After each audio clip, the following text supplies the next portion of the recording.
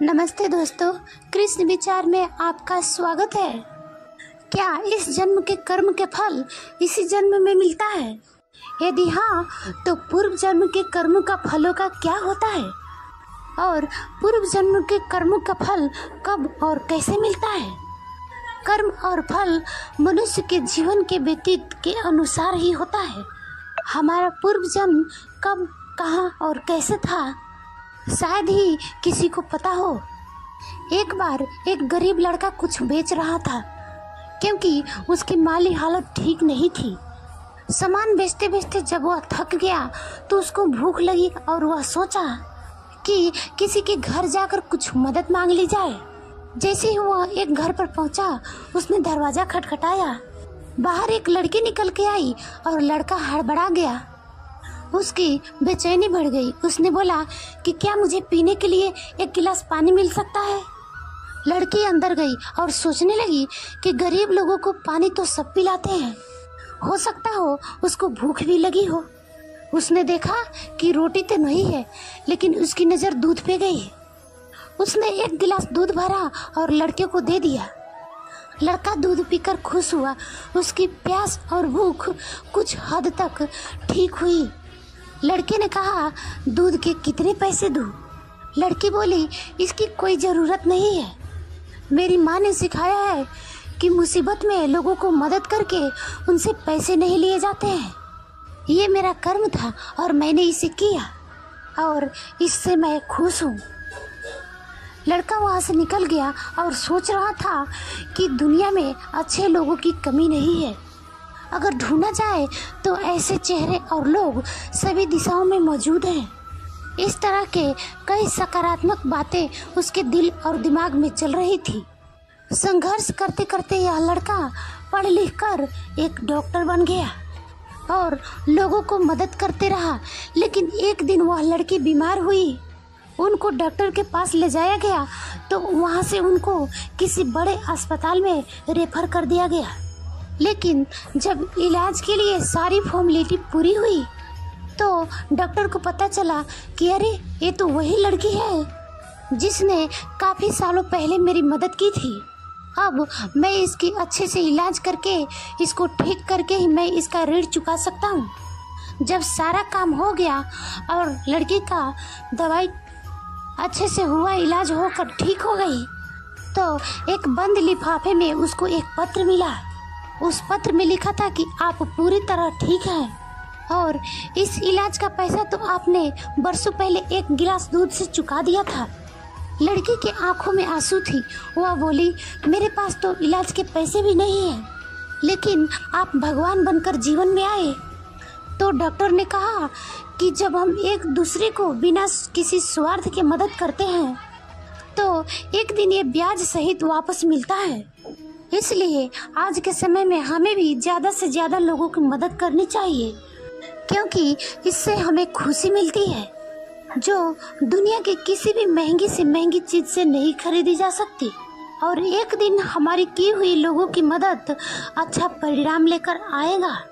भगवत गीता में वर्णित एक कथा के अनुसार अर्जुन के मन में जब भी दुविधा उत्पन्न होती थी तो वे उसके समाधान के लिए श्री कृष्ण के पास पहुंच जाते थे।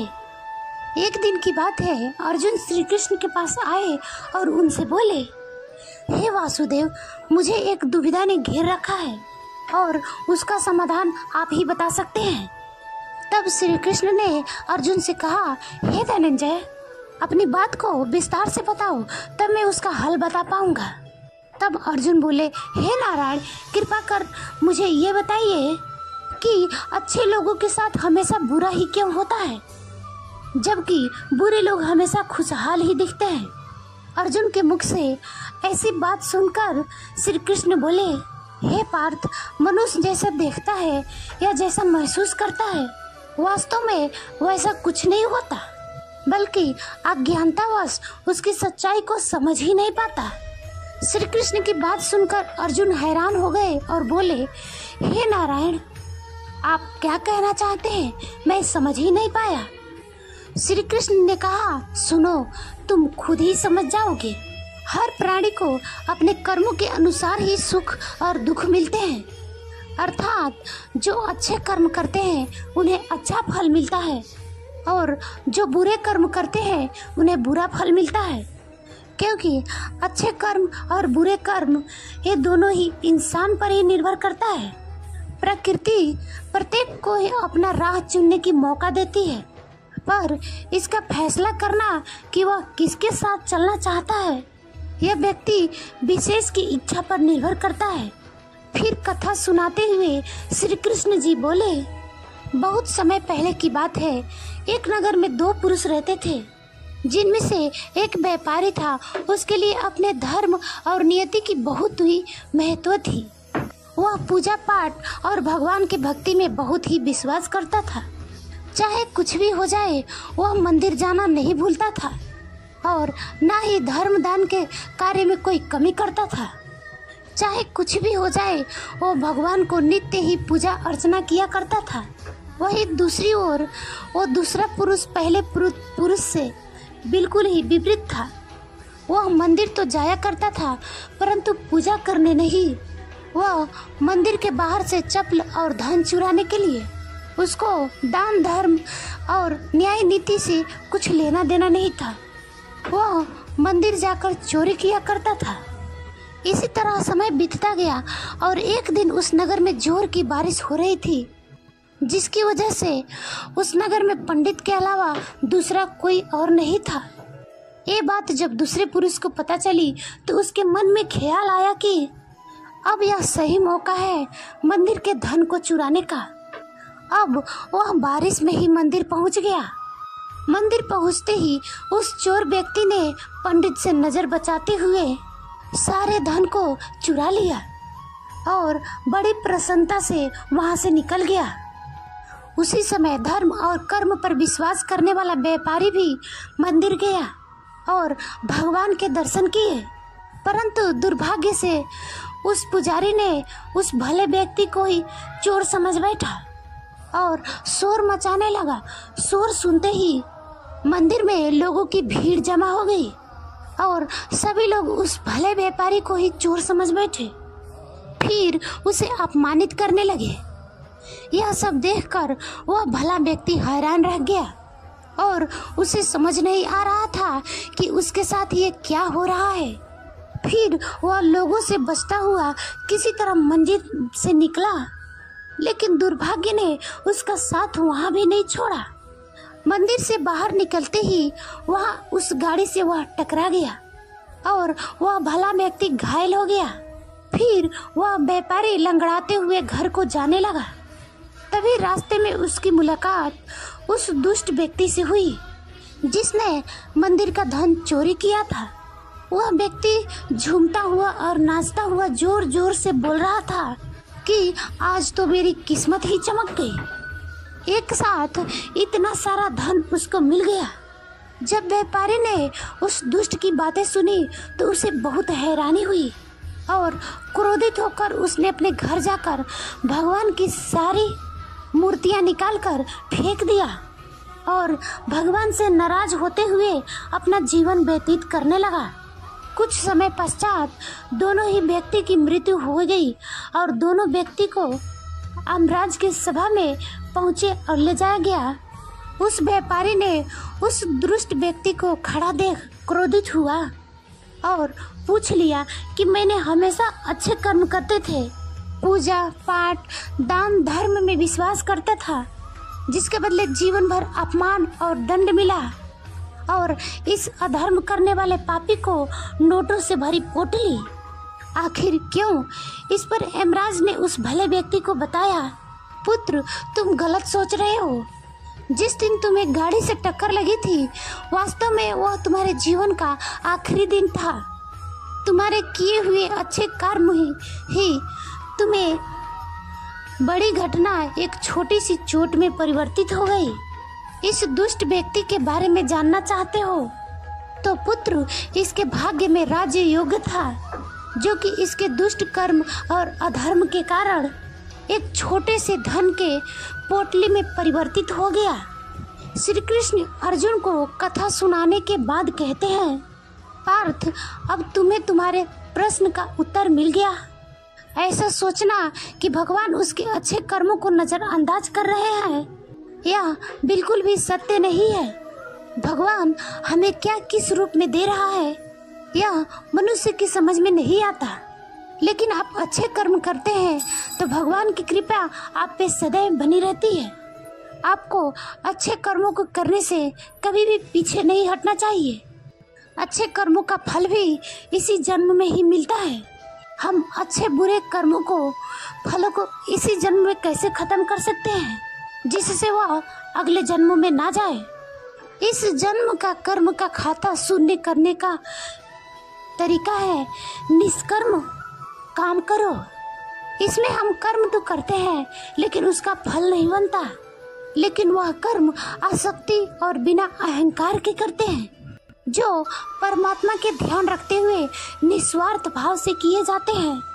कर्म करने के बाद पता नहीं लगता कि इसका फल कब मिलेगा।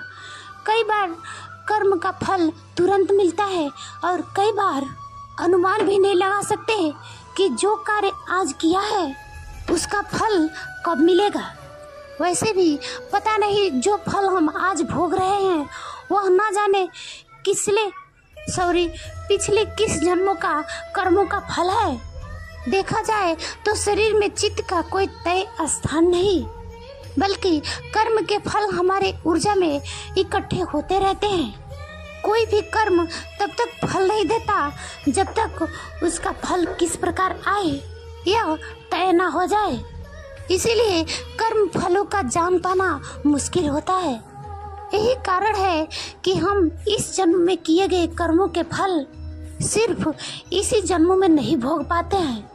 मनुष्य के अच्छे कर्मों का अच्छा प्रभाव और उसके बुरे कर्मों का बुरा प्रभाव देते हुए पूर्व जन्मों का एक चक्र बन जाता है, क्योंकि कुछ कर्म ऐसे होते हैं जिनका भुगतान उस जन्म में नहीं होता। इस तरह उस चक्र में अगले जन्म में उस कर्मों का फल भोगना पड़ता है। वही कार्य कारण सिद्धांत के संबंध भौतिक युग से होता है, बल्कि हमारे द्वारा किए जा रहे कार्य, सोचे जा रहे विचारों, कहे जा रहे शब्दों पर यह लागू होता है। कई बार हम कुछ ऐसे कार्य करते हैं जो हम करना नहीं चाहते, पर वह पूर्व जन्मों के कार्य पर आधार पर निश्चित होता है, जिस कारणवश वह कार्य किसी न किसी माध्यम से पूर्ण हो ही जाता है। जैसे ही पूर्व जन्मों का हमारा चक्र समाप्त हो जाता है, व्यक्ति को उसी समय मोक्ष की प्राप्ति हो जाती है। हमारे शास्त्रों में इस बात का उल्लेख मिलता है कि 84 लाख योनियों के बाद मनुष्य का जन्म प्राप्त होता है।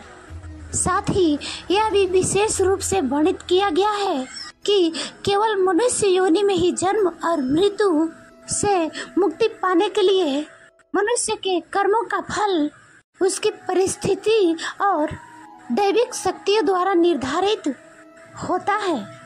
ऐसा कहा जाता है कि यदि अच्छे कर्म बुरे कर्मों को तुलना में अधिक हो तो बुरे कर्मों का फल इसी जन्म में और अच्छे कर्मों का फल अगले जन्म में मिलना निर्धारित होता है। इसी तरह यदि मनुष्य द्वारा किए गए कर्मों का फल बुरे कर्म अच्छे कर्म के तुलना में अधिक है तो इस जन्म में अच्छे कर्म भोगने होंगे, जबकि बुरे कर्म को भोगने के लिए अगला जन्म निर्धारित होता है।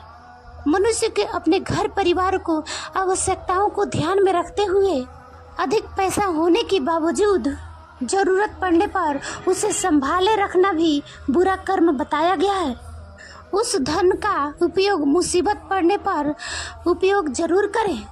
धन बचाने की लालच में ना पड़े, अपनी आय से अधिक खर्च ना करें और अपनी सामर्थ्य के अनुसार ही दान पुण्य करें। हमेशा अच्छे लोगों की संगत में रहें और दुष्ट छल कपटी की संगति से अपने को बचाएं। बुरे संगति हमें अक्सर बुरे परिणाम ही देती है। कभी भी खुद के स्वार्थ के लिए दूसरों का अहित करने का ना सोचें। शास्त्रों में इस बात का उल्लेख किया गया है कि जो जैसा बोता है उसे वैसा ही आगे चलकर काटना पड़ता है। कभी किसी व्यक्ति से कुछ छल से छीनने की प्रयास नहीं करना चाहिए। इसे किए गए सभी पुण्य नष्ट हो जाते हैं और आप पाप के भागीदार बन जाते हैं। गरुड़ पुराण में इस बात का उल्लेख मिलता है कि किसी भी मनुष्य द्वारा किए गए बुरे कर्म के परिणाम उसके जन्म से लेकर मृत्यु और उसके बाद भी दुखों का कारण बनता है। वह अपनी हर अवस्था में दुख भोगता है। अच्छे कर्म कैसे बनते हैं? अच्छे कर्म को बनने से पहले हमें इस पर ध्यान देना चाहिए। आखिर अच्छे कर्मों का बनने का सबसे पहला पड़ाव क्या है? मनुष्य के द्वारा किए गए सभी कर्म उसके विचारों से निर्मित होता है। हमारे सकारात्मक या नकारात्मक सोच विचार को जन्म देती है और वही विचार कर्म बनते हैं। इसी तरह सोच सकारात्मक होने पर ही अच्छे कर्मों का निर्धारित होता है। अच्छे कर्मों को करने के लिए हमारे आसपास के वातावरण बहुत अधिक जिम्मेदार होता है। कहा भी जाता है कि जैसा वातावरण वैसे हम। इसलिए कोशिश करें कि अपने घर का वातावरण और शरीर का मंडल सकारात्मक बना रहे। इसलिए अपने घर में पार्थ शिवलिंग को रखें। बस ध्यान रहे कि इसे पूजा विधि के द्वारा ही स्थापित करें और नियमित पूजा करना चाहिए। प्रारब्ध क्या है? प्रारब्ध का अर्थ है अपने पूर्व जन्मों में किए गए अच्छे या बुरे कर्मों को वर्तमान में भोगना। मृत्यु के पश्चात हमारे भीतर संग्रहित हुई कुछ कर्म अगले जन्म में चले आते हैं, उसे ही प्रारब्ध कहते हैं। पाप का फल कब मिलता है? पाप के फल किए गए कर्मों पर निर्भर करता है। यदि आपके किए गए कार्य बुरे हैं और वह अच्छे कर्मों के तुलना में अधिक है तो इसका फल आपको अगले जन्म में मिलेगा। जय श्री कृष्णा दोस्तों, आज की वीडियो में बस इतना ही।